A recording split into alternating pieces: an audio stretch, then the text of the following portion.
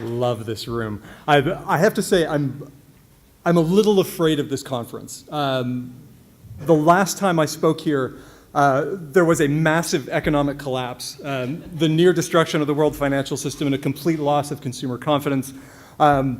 This year, we are experiencing what can only be described as a mind-bending reimagination of the ebook market and a complete rewriting of the business models by which ebooks are sold. Essentially, every time this conference takes place, the wheels completely come off the bus. I'm going to talk about 12 months of learning about ebooks in 40 minutes. It is also a love story. And yet at the same time, it is also data-rich, which makes it delicious and nutritious. We are here at the BookNet Canada Tech Forum 2010, or as I like to think of it, the gathering of beautiful nerds. I'm Michael Tamblyn. I work for Kobo. We have 40 minutes, and we better get cracking. So I'm going to talk about 12 things we've learned. I'll talk about 2 early mistakes and how we fixed them. I'll talk about what we learned about selling ebooks, about the ebook reader, about devices and apps in the past 12 months. That's about 3 minutes per month at a compression ratio of 175,200 to 1, which is very efficient, but also highly lossy. So I'm going to leave some stuff out. This is actually the only stage in the book business where you could be guaranteed a laugh on a compression joke. So let's get started. March, which was essentially Kobo's first birthday. Kobo born February 27th, 2009, almost exactly a year ago. It was actually conceived 7 months earlier. And Indigo, most of you know, had been looking at the ebook space and had really been looking at how ebooks would impact bricks and mortar. Their estimate was that they would lose somewhere between 5 and 10% of print sales to ebooks over 5 years. And that's a fairly significant hit if you're a retailer. Losing 10% of your sales as a retailer would be like the worst retail recession in living memory, except that it would never get better, it would only get worse. And so they felt that they had a choice. They could either let someone else come in and take 5 to 10% of Indigo sales, or they could enter the e-reading market and take it ourselves. Their strategy was an interesting one, which was essentially to build their own competition. And that competition was Shortcovers. Shortcovers really had 4 core ideas, I'd say. One was that people were pressed for time, that available time is fragmented, that people are on the go, their attentions are diverted, therefore offer reading experiences on devices that they already have and that are carrying with them, with a mix of long and short content. And 3 out of those 4 turned out to be true. Absolutely, people were pressed for time. Yes, time is fragmented. Yes, people wanted to read on devices that they already own.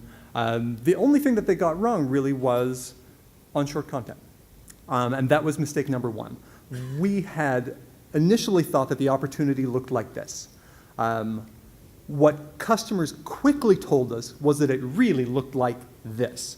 Long-form reading is alive and well on mobile devices. In the past year, our 3 best-selling ebooks, read mostly on iPhones, Blackberries, Palm Pres, and Android phones, were 756 pages long, 1,074 pages long, and 528 pages long.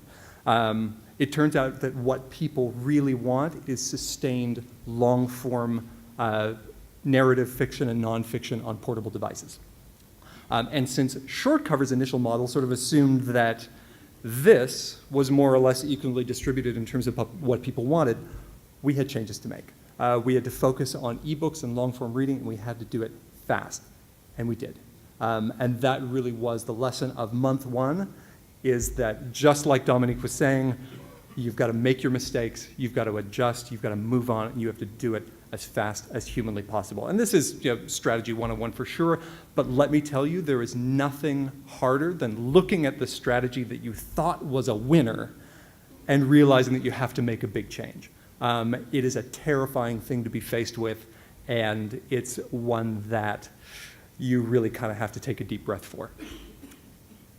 And so then, April was all about adjusting to that. Massive software rebuild, re-optimized for ebooks, And that's where we actually made mistake number 2, because it wasn't just April, it was more like April, May, a little bit of June. We spent sort of the better part of 90 days rebuilding everything and adding a whole bunch of new features and spending a lot of time on specifications and user experience, focus groups and design, and getting ready for the big release. We took too long. It was a period of self-inflicted agony. We tried to do everything at once, but in a lot of ways, it was necessary. It was a step that had to happen once. We were coming out of a large enterprise-scale billion-dollar retailer. We had to leave all of that behind and really start to act like the startup that we needed to be. So coming out of that, what can only be described as terrifying and prolonged labor pains, we had new rules that hold to this day. We release early, we release often, we're working in small cross-functional development teams. Each team is a mix of user experience development and QA. We're working under an agile development process with a lightweight specification model, and we are doing release-ready software every 2 weeks. New releases that actually go out to the public every 4 weeks. And that's running across web, iPhone, BlackBerry, Palm Pre, Android, the core infrastructure backend team, as well as content processing. We do it on all the platforms we support. Release early, release often. The results have been dramatic, have been insane. Everything about us is faster. It was a huge lesson, and we're lucky that we learned it early. And I know what you're thinking. That was sort of, March, April, May, part of June, and we've only had 2 lessons, but we're gonna catch up. June was a big month for me. I joined Kobo. I took on the role of heading up content sales and merchandising, and I learned the important lesson that you should always beware of long titles because they usually mean extra work. Part of the work that I'm doing is acquiring content, working with publishers. The other part is focusing on what do customers want. What books are they looking for? How do they want to find it? How much or how little are they willing to pay for it? And this has started a discipline around user analytics that we have made a constant and almost obsessive practice. So what do they read? It turns out that the reader that we are serving is interested in escape first and information second. Our sales distributed across subject categories look more or less like this. And this is sort of units purchased from March 2009 up until about the beginning of 2010. And so what we can clearly see is that we have fiction dominating. But there are some interesting stories within this. Ebooks right now and the platforms that we deliver them to are shockingly fiction friendly. Most of our readers are on smartphones or on e-ink devices, a format that favors text-only content, that favors an immersive reading experience. Smartphones have small screens, e-ink are black and white. So it really should be no surprise that narrative fiction kind of takes up the lion's share of those sales. We were actually a little surprised that mystery ranked lower, as low as it did.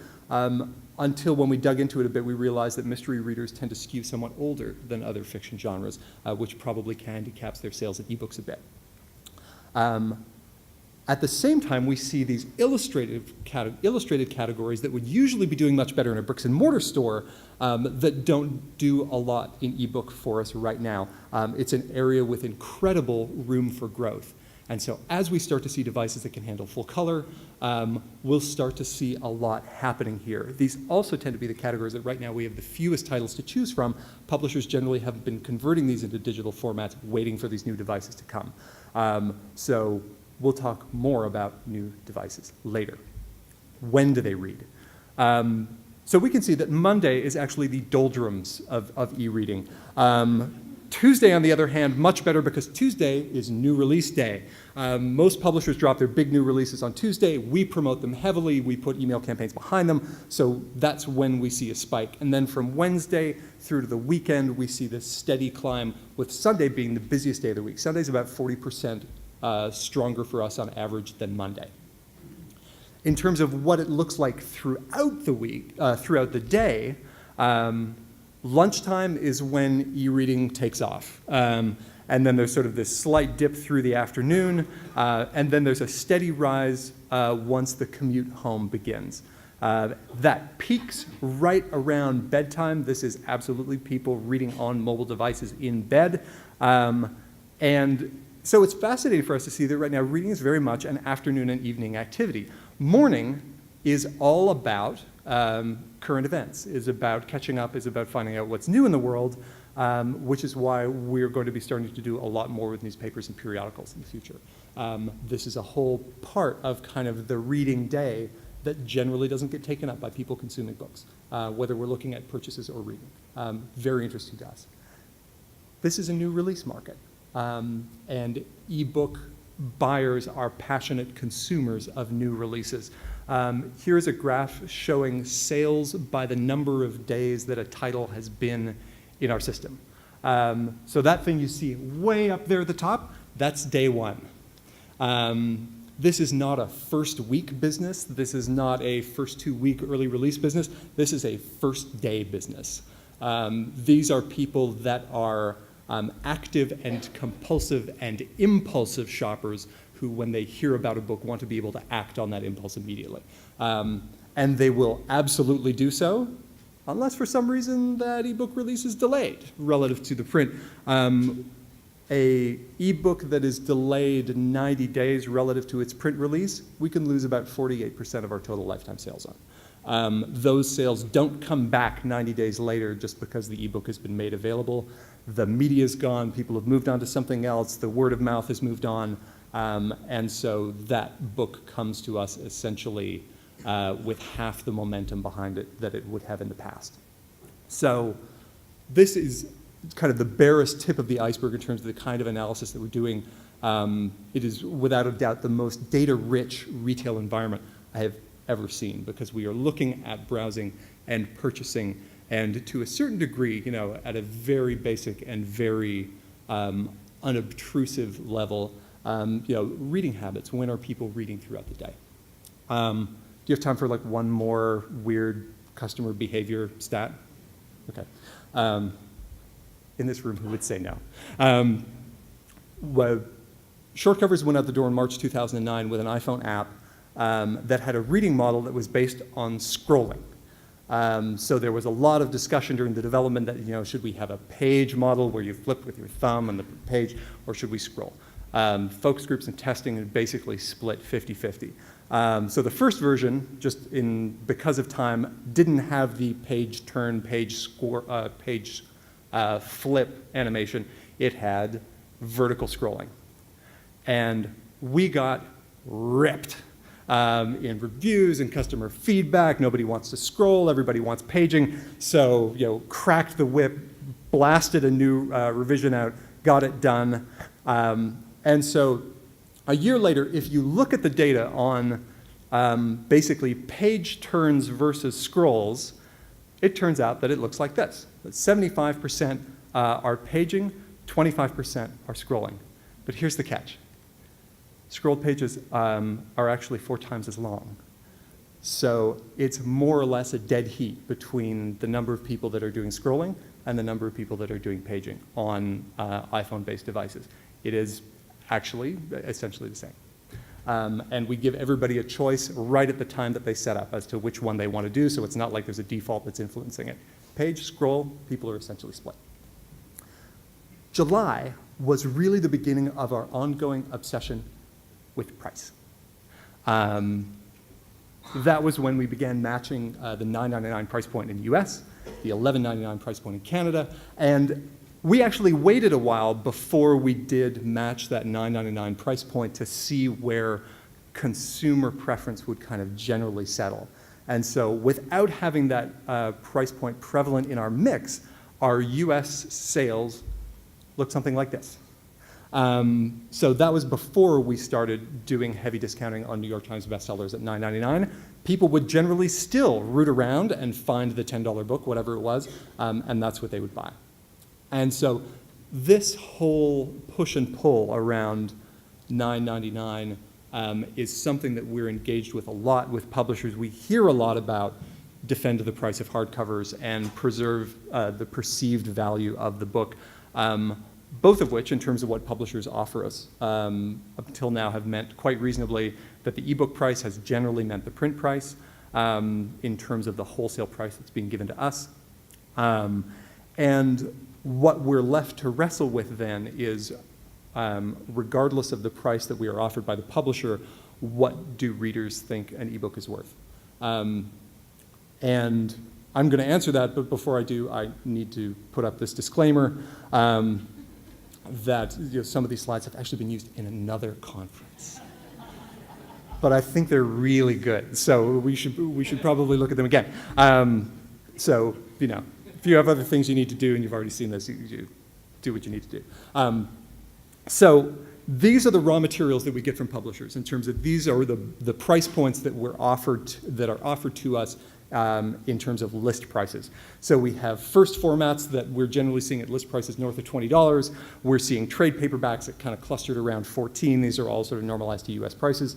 We see mass markets kind of around 6, 7. And then we have this other interesting category of sort of old mass market self-published books that sort of sit around $4. And so here's the problem. People will not buy a $20 trade text-only ebook. And believe me, this is not for lack of trying. We've tried all kinds of books at every conceivable price point. They're just not moving. At the end of the day, we end up then using the margin that's granted to us by publishers to turn this into this. And so this is unit sales now by price point in US dollars. So to give you a little tour, we have the mass market foothills down here, but to get to that you have to go through the garden of the lovely, old, unique, and weird, which is backlist mass market series and romance titles that have been given a second life, and standalone short stories, and amateur erotica, and self-published accounts of alien abduction, and enthusiastic combinations of both. And you can only imagine the stories that came back when I sent Cameron Drew, our publisher emissary, to say, we really need more erotica. Can you go and find more of these guys? He came back a little scared. It was kind of fun. And so from there we ascend to the pinnacle of negative margin, $9.99, although I hear rumors that in Seattle the $9.99 price point is also known as the Hurt Locker. And then you'll notice that we don't descend, we actually plummet to the Barren Rocky Pain and Publisher Wishful Thinking. And just to be clear, we're really talking about for pure print books only. There is a lot that can be done that we want to do with publishers around looking at how do we enhance and extend the value of books so that it can go beyond that price point. But when we're looking at any attempt to move a new release, first format, fiction or nonfiction title up in that price range, they just don't seem to go. Now there are a couple of interesting things here. Certainly the $9.99 price point has been the single price point at which we sell the most units. But we also sell far more at less than $9.99. The current ebook consumer is definitely a price-conscious one, but it's also worth noticing that if you add up all of those little bars, it's not that we don't sell any books north of 10. We also sell almost as many at greater than $9.99 as we do at $9.99. We just don't sell very many of them at any given price point.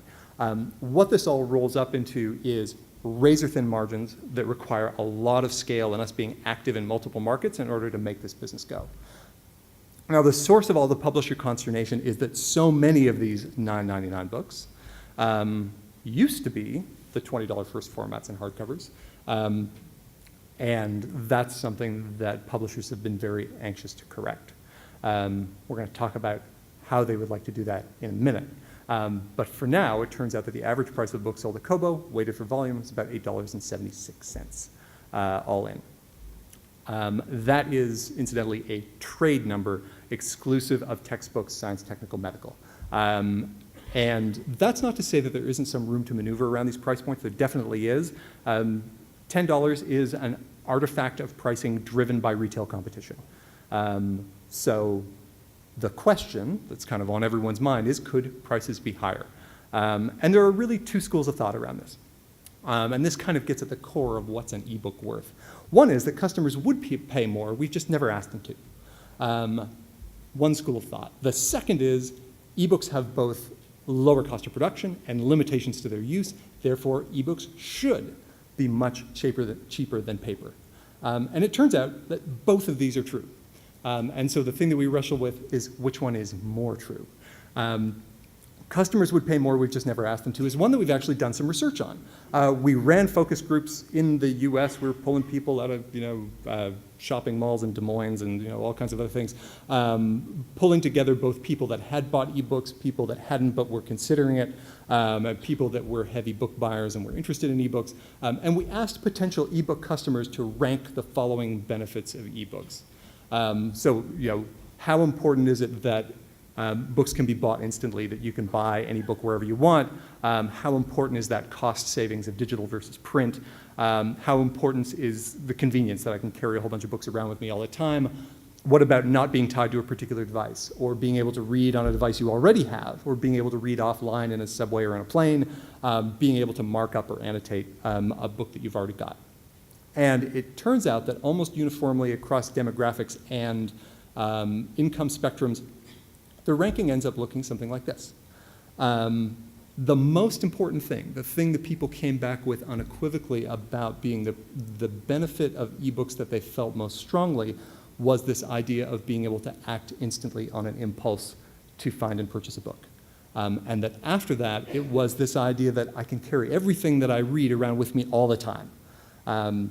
Then not being tied to particular devices, then being able to read on devices you already have, and sort of jockeying between 4 and 5, depending on the demographic slice we were looking at, came cost savings versus print. Now, to be clear, they all said unequivocally that ebooks needed to be cheaper than print books. But they didn't say that price was their sole or even primary motivation for buying ebooks versus print. And what that suggests is that there actually is some room to move on price, just not very much. The second side, ebooks have lower production costs and limitations to their use, therefore they should be cheaper, also true. Average price of a print book in the US at till is about $14.15.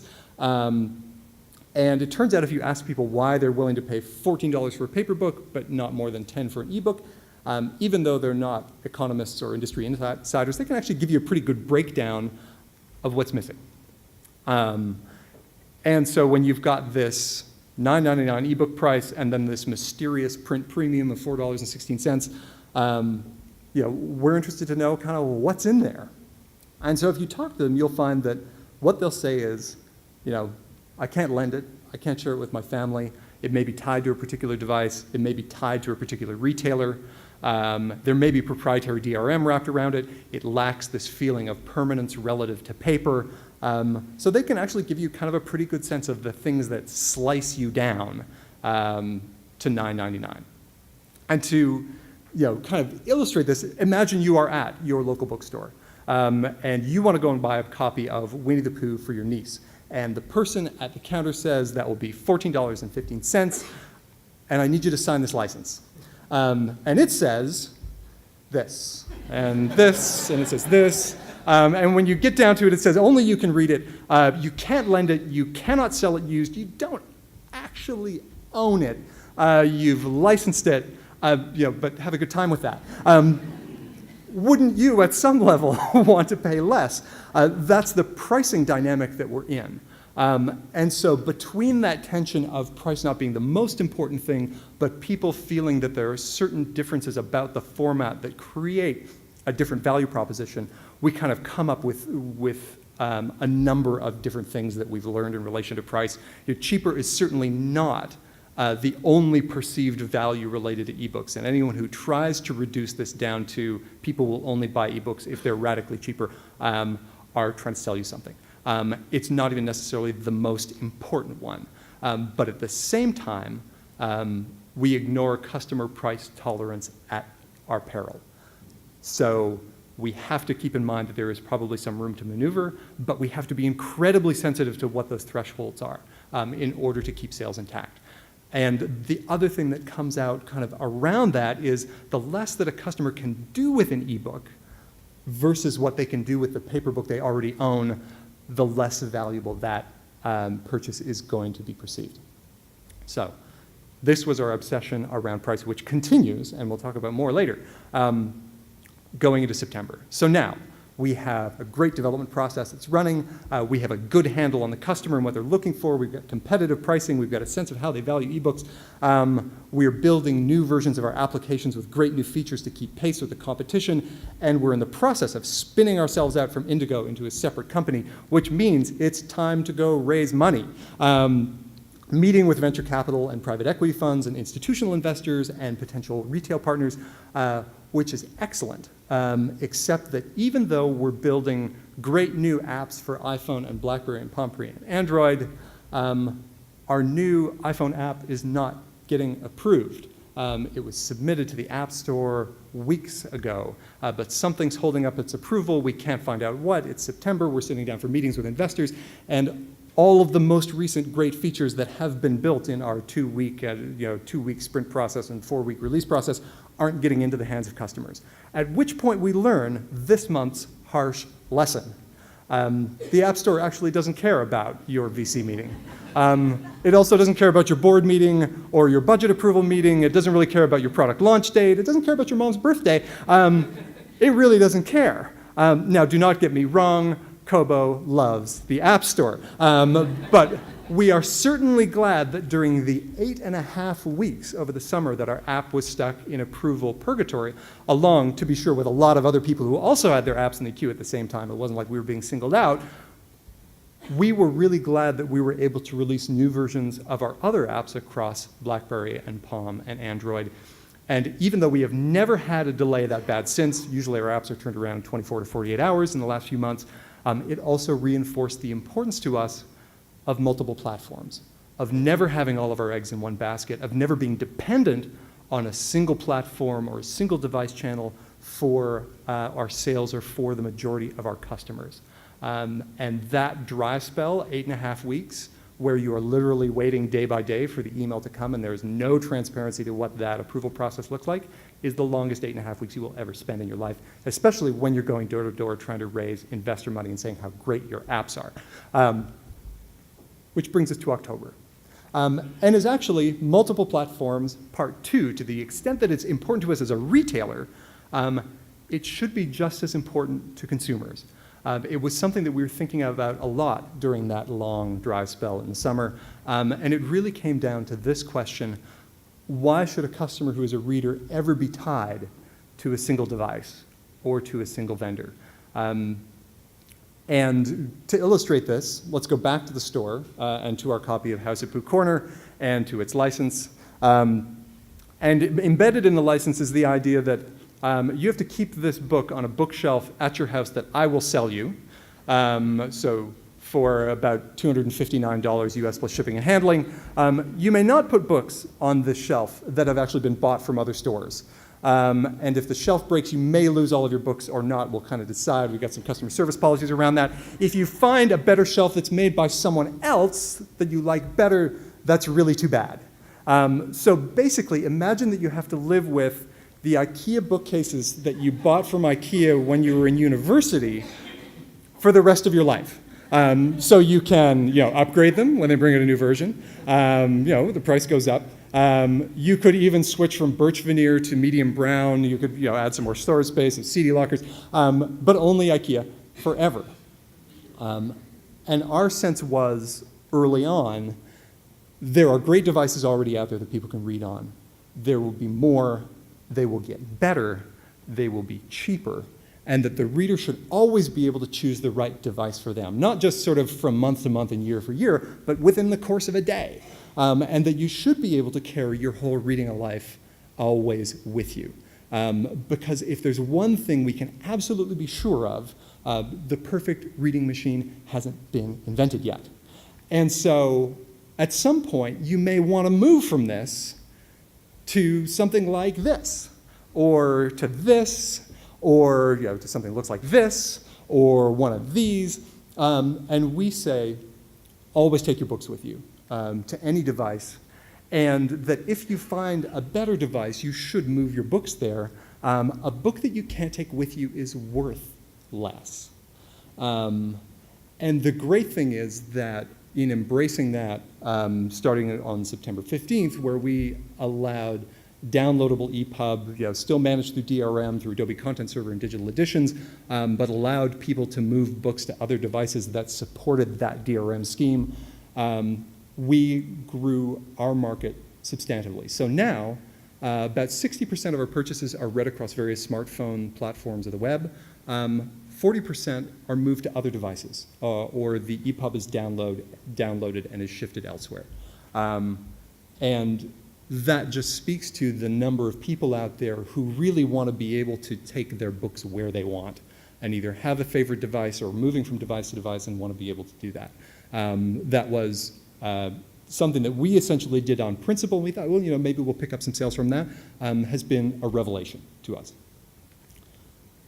By November, one of the things that we're starting to get a very clear picture of is what it takes to make a great digital publisher in terms of sort of working with us. We kind of boiled it down to 5 things. These are not the only 5 things, but they're the ones that really jump out at us. One, quite surprisingly, is digital sales and marketing. Unlike print books, at least as far as we've been able to detect, there is no sales cycle per se for ebooks. We don't have reps coming to visit us, to sit down with a catalog and leaf through it. Bizarrely, we're actually usually left to figure out what books are available either by inference or by working with our print siblings, or by going, oh, look in the directory, hey, there are 18 new books from this publisher that we didn't know were coming, fantastic. It's amazing how few publishers make an ongoing effort to give our merchandisers, who want nothing more than to find cool books to sell, a heads up on their upcoming ebook product. It's literally treated inside a lot of houses like an automated process that kind of goes on in the background, shoveling files around.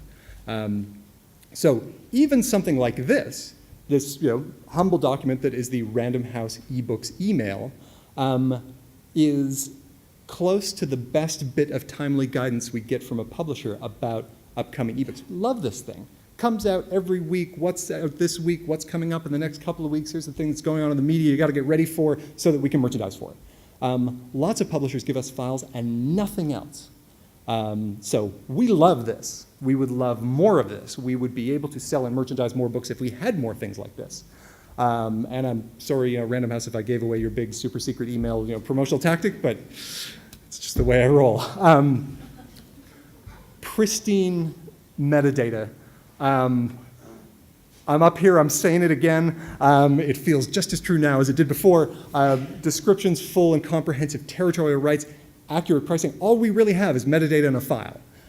It's absolutely critical for ebook sales. And what's amazing to me is that we have publishers that I know are moving Onyx 2.1 in the print world who are sending us spreadsheets on the ebook side. And this is the kind of thing that we just kind of need to get past and move towards. So, and at the same time that we have pristine metadata, we also need well-crafted EPUB files. We have to run a full-time QA department to check for everything from bizarre formatting to missing chapters. Publishers who do this well tend to have EPUB at the end of the production workflow. We can tell when you've cut corners and built an EPUB from the Word file or the pre-Galley InDesign file before all the real checking took place. We can tell and soak in our customers. And similarly, we can see those files that have been put together by someone who cares as much about the digital file as the print edition. It absolutely shows. So we love to see people who have made a commitment to make digital assets as good and as polished as the print ones that they're sending out into bricks and mortar stores. So that's the fourth thing we love to see. We also love to see an adventurous and courageous heart. Some publishers look at ebooks as risks to be managed. Others absolutely embrace them as a place to experiment, to try things out, to share ideas. We love those. We love to try things out with them. We love to share information back to them. That's the kind of stuff that we love to see. December. December is the season of giving. And that really manifested itself in 4 ways for us. On December 15th, first of all, we raised $16 million in funding, although it's safe to say that that is a gift with a fairly large number of strings attached. We did that after looking at a lot of different investors. We selected those who were going to be able to give us scale, who were going to be able to give us reach to customers who actually like to read, to access to new markets, and local market knowledge. And so that has us with the Red Group, who runs Agassiz & Robertson and Whitcoulls and Borders in Australia, New Zealand, and Singapore. Indigo, who you know and love, Borders, the second largest bookseller in the US, and Chung Kong Holdings, who you may not know, but is part of the Hutchison Group. They run 15 telecom carriers around the world, 10,000 retail locations of various kinds, focused on the UK, the EU, and the Pacific Rim. So that took place and has radically changed sort of the way that we look at the world and where we want to sell. And to celebrate, we also gave ourselves a new name. So Shortcovers, which fit really well when we were trying to sell lots of short things, didn't work really well when we were trying to sell a lot of long things, transformed into Kobo, which is incidentally Japanese for workshop. It is also a small unit of Nigerian currency. It is a small town in Ethiopia. It is slang in Trinidad for vulture. It is also the first name of both a famous author and a famous sumo wrestler. And it is a rearranging of the letters in book, and you can decide which of those was sort of the deciding factor. But the other thing that we gave away, and that we actually did the day before, was we started giving away 1.8 million ebooks in partnership with the Library Archive and their book server project. And they had accumulated a wealth of public domain material from 120 libraries in 5 countries, materials in 180 languages, about 400 million pages of text. They add about 1,000 new titles every day. And we receive that through an integration feed with OPDS, which is their open publishing distribution system.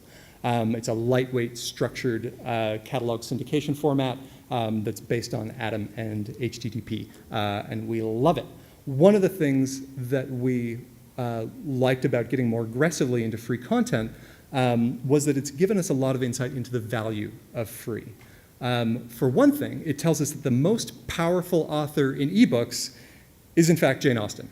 And it's true. In ebook land, any day of the week, Jane Austen beats Stephanie Meyer, hands down.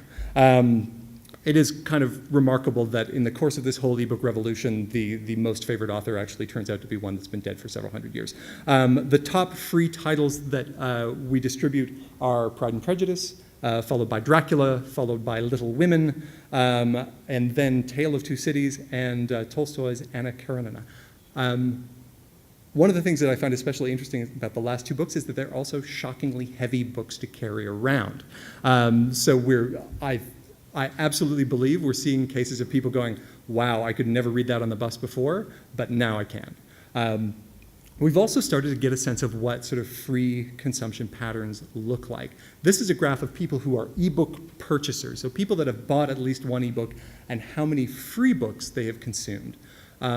So most ebook buyers read, or at least start, at least one free ebook first. And we sort of see them in a few distinct groups. We have those people who absolutely treat free ebooks as training wheels to get a sense of how do I feel about this reading experience, how do I feel about reading on a device. And those are the people who try one and then convert into purchasers and tend more often than not to stay purchasers. We then have those who really love Jane Austen. They tend to read 2 or 3. They may get into the Brontes as well. Maybe a little Tolstoy's. That kind of gets you down the curve. But then at the other end, we have these interesting guys that we call the freakins. And most of what they read is free. They actively seek it. They look for new, good, free stuff. And so what we're finding that we're doing is a lot of interesting stuff on the marketing and promotional side, specifically for free content consumers. And we're getting better and better at shifting people over from being either majority free or all free into free plus paid. And we find that once we tip somebody over that wall, they tend to continue to buy. And they tend to continue to buy at a fairly substantial clip. Average sort of purchases per month sort of sits between about 1.7 and 1.9 paid purchases per month, which is fantastic. That's as good as the average loyalty card holder in a bricks and mortar store. The other side benefit to working with Internet Archive is that it gave us experience with technology that's come in very handy elsewhere. So the same catalog protocol that we use to move data back and forth between Internet Archive and ourselves, we are also now using to move our catalog data into Indigo and into Borders and into the Red Group stores in Australia, New Zealand, and Singapore. The last thing that we learned in December, being the month of giving, was that we got a sense of what the holidays look like in ebook world. And this, we really weren't sure what was going to happen. Ebooks by nature not especially giftable, so we were very interested to see what would happen as we got closer to December 25th. It turns out people don't buy ebooks as gifts yet, but they do buy devices, and the people who receive those devices buy ebooks basically as soon as they unwrap them. So December 24th, pretty much in line with the rest of the month of December for us. But the week after December 25th was our highest volume of 2009. Christmas Day, Boxing Day, day after Boxing Day was nuts for us. And it was people going, oh, new iPod Touch, oh, new iPhone, heard about this e-reading thing, fire me up. And not just like try something free, bought a book. And we did that without gifting or gift certificates. So that was just purely people going, okay, I want to try this out. We expect to get even crazier next year as we do more on the sort of deliberate and targeted gifting side. January. The other reason that we needed to change from the name Shortcovers was that we needed a name that was language neutral and worked well in other countries, with the exception of Trinidad, which we're going to kind of have to let go of. Since we started, we have moved books into over 200 countries, the largest markets being US, Canada, UK, then India on English language titles, then Australia, and then China. And yet an incredible list of countries beside that, an incredible, the different kinds of content that tend to move there. What we find as we're starting to move from market to market and getting more targeted about trying to build a local collection of content is that North America specifically, and to a certain extent the UK, way ahead of the rest of global publishing in terms of EPUB availability. Reflowable content can be very hard to find as we move into different markets. That's starting to change in the EU, especially in Germany and to a certain degree in France. There are lots of countries that are literally just getting started. And at the same time that we're working through questions around access to content, we have the whole question of territorial rights. We are, as Canadians, born with territorial rights embedded into us. The ability for us to get metadata in that allows us to know where we're going to sell is absolutely critical. A lot of countries have not really wrapped their heads around that, and that's something that we're having to work through with them. So the rights and the metadata, absolutely critical. One thing that you can expect to see as a result of this is Kobo in more languages aside from English in more countries. February. Up until now, cruising along, then things kind of started to go mental. First of all, we finally got to see the unicorn, and Apple finally announced the iPad, and that in itself, fantastic. But it re-raised the question of how much higher do we think that ebook prices could go, because it introduced a new variable on that is, what if consumers didn't have a choice about how much they paid? And we're about to find out. Because we are now working on agency. And to be clear, all of the agency agreements themselves, still under negotiation, certainly all confidential, but the general gist that you could get from the media if you looked at these kinds of things, publishers are going to be setting prices. Ebook prices are going to generally be lower than print prices. Ebooks will be released, hopefully, always simultaneous with print. Retailers cannot discount. Nor can they offer various kinds of loyalty programs, nor can they do anything that would materially impact the purchase price of the book. 70-30 revenue split between the publisher and the retailer, and what it really proposes is to take what's happening here and redistribute those sales here. But it's a double-edged sword in the sense that on one hand, we'll kind of get rid of this predominance of this $9.99 price point, and publishers get control of pricing, but they will also make less. So a publisher who was selling a a $24 book at wholesale, getting $12 at net, will now be selling a $12.99 book at agency and getting about $9 for it. That's not a little bit less, that's a fair bit less. And so the bet is that customers want the books enough, are passionate about reading, are loyal enough to the authors that they love, that they're willing to absorb anywhere between a $2 and a $5 price jump. That they are willing to follow us from here to here, to there. This is, as far as I know, and I'm not, thankfully, a media historian, the first time that a media industry has ever raised the price across the board on an existing format. So any other time this has been done, it's been when a new format was swapped in. We went from LPs to CDs, and we got to see a price increase there. But we've never tried to do it with a format that was already in the market. So this is going to be interesting. And we're going to do it while also taking away a lot of the tactics that retailers normally use to motivate the consumer. And so this means that publishers are going to have to get good at some new things that they've never done before. They're going to have to get good at price sensitivity analysis and understanding loyalty and user motivation. They're going to have to start looking at purchase frequency drivers and what makes people purchase more often. They're going to have to get really serious on metadata, and they've got to do it all essentially starting April 1st, which is, bizarrely, April Fool's Day, but I think will be known by us and by our children's children as the day we took the ebook market upside down and shook it until it rattled. And this could be great. There's definitely upside for us in terms of margin, competing on price, but it's certainly going to come at a cost, and we're going to find out what that cost is starting next week. The other thing that's kind of interesting about this is that all of these agency agreements are being written, negotiated, and signed in less than 30 days. To provide some contrast, the average time it took us to close an ebook agreement with a major publisher in 2009, 3 to 4 months. So we are literally rewriting the terms for the market more or less on the back of an envelope in 20 business days or less.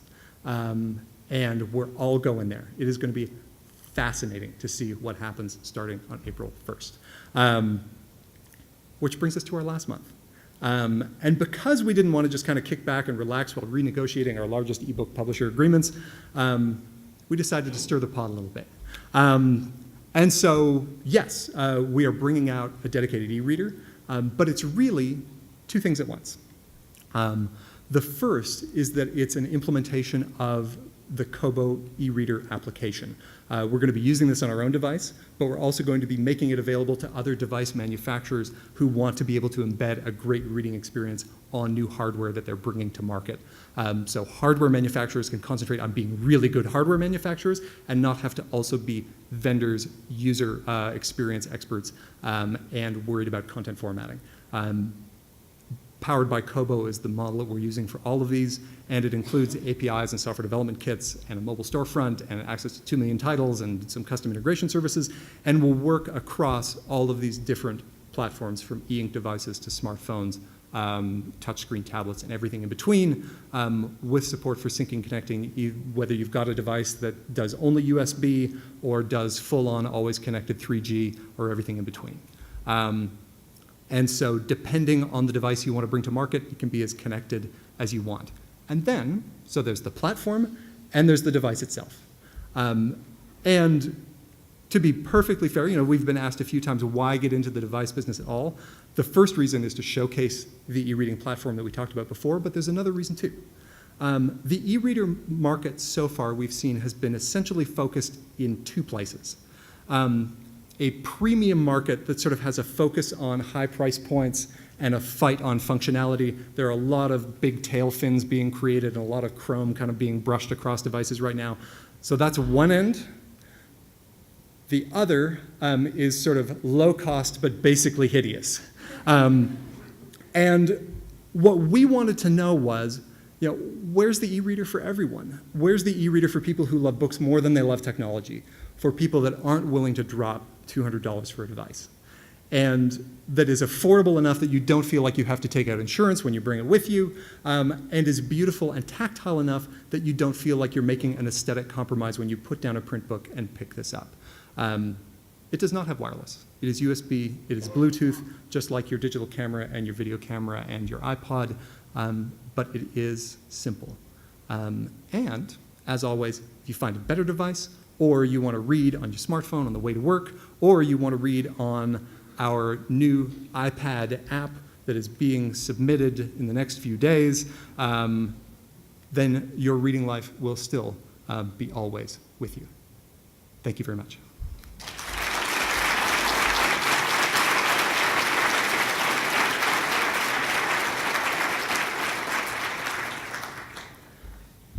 I know it's lunchtime and I've gone over time. Does anyone have any questions before you dive for the sandwiches? Now, what's Yes. the Canadian price? The Canadian price is still being set, actually. So we will know very, very soon, and so will you. Thanks, everybody.